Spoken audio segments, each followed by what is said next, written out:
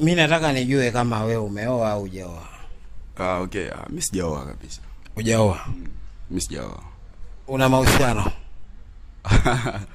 Lazima niwe nayo. Sasa nitakusanya mahusiano bro. Sasa kwa mfano umesafiri. Ndio. Alafu umetumia kama mwaka mmoja.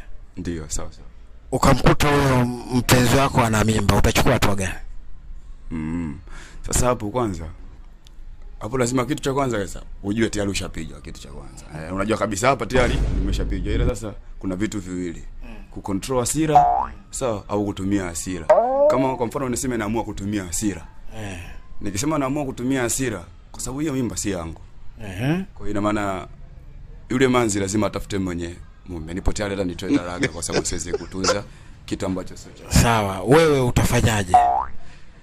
Kwa mimi nikisema nitumia hasira, maana yake lazima aondoke nyumbani kwangu. Kabisa. Yaani nikisema nizungumzie hivyo brother, unajua ni jambo kubwa, sio kuzungumzia ni rahisi hivyo, lakini kiukweli na kiuhalisia huwezi kuvumilia kwa sababu. Kwa hiyo utafanyaje? Cha msingi ni kuachana naye tu.